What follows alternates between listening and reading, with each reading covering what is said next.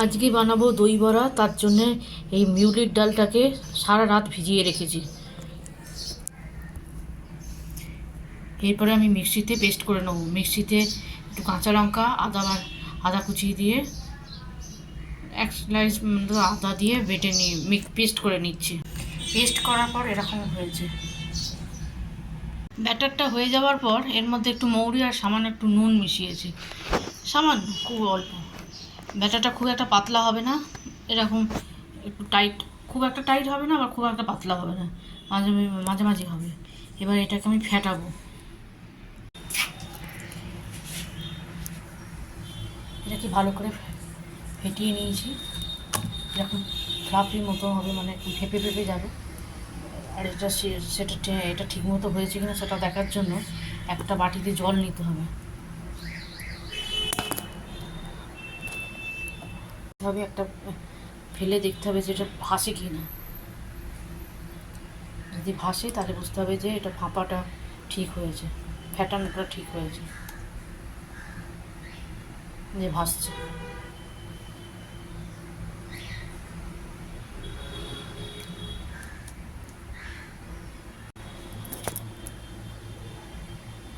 এবার কড়াইয়ে সাদা তেল নিয়েছি, এবার তেলটাকে গরম হলে এবার এটাকে ভাজবো।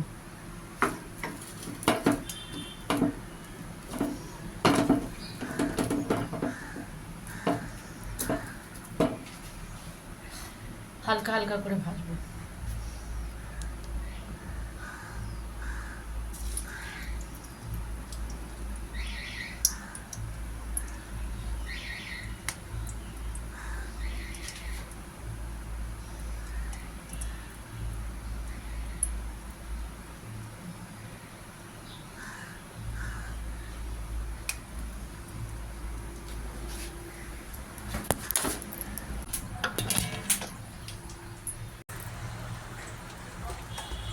এইভাবে ফেটাতে হবে।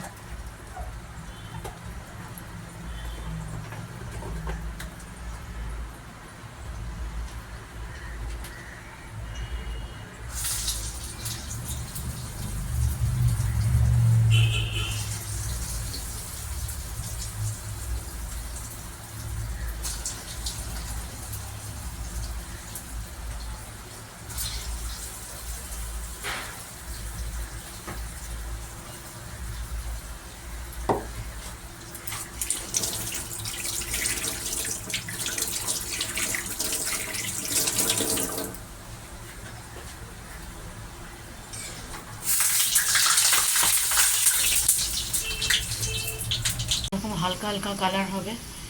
আর এক গাদা দিয়ে ভাজলে সব জোড়া লেগে যাবে, তাই একটু ফাঁকা ফাঁকা কড়াই দিলে খুব ভালো হয়, তাহলে আটকে আটকে যাবে না।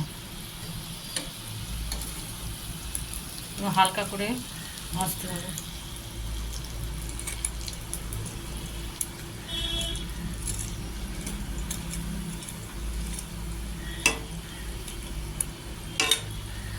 একটা পাত্রে জল নিয়ে একটু নুন দিয়ে দিলাম, পরিমাণ বেশি নয়, 1.5 চামচ মতো নুন দিলাম।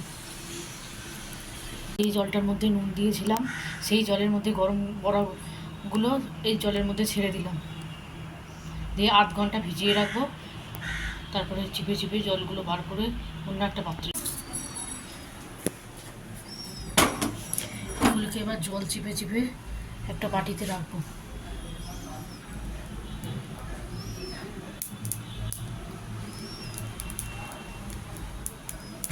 দেখানো যাবে অসুবিধা নেই।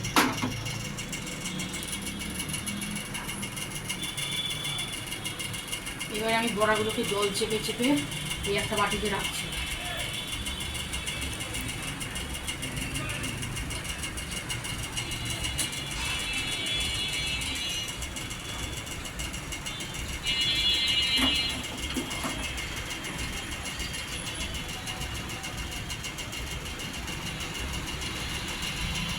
টক দইটা ভালো করে জল দিয়ে ফেটিয়ে নিয়েছি। এর মধ্যে নুন, চিনি, তারপরে হচ্ছে ভাজা মশলা ধনে জিরে আর হচ্ছে শুকনো লঙ্কা কাট করে গরম করে নিয়ে গুঁড়িয়ে নিয়েছি মিক্সিতে, দিয়ে সেটার মধ্যে দিয়েছি চাট মশলা, দিয়েছি কাশ্মীরি লঙ্কার গুঁড়ো দিয়েছি, আর একটু বিট নুন দিয়েছি, ভালো করে ফেটিয়ে নিয়েছি।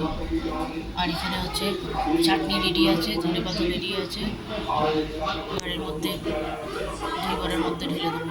মধ্যে একটু নুন আর একটু চিনি, যেমন যেমন মিষ্টি খাবে সেরকম অনুযায়ী চিনি দিতে হবে। এরপর ভাজা মশলার গুঁড়ো দেবো আর হচ্ছে একটু কাশ্মীরি লঙ্কার গুঁড়ো দেবো। মেশাচ্ছি।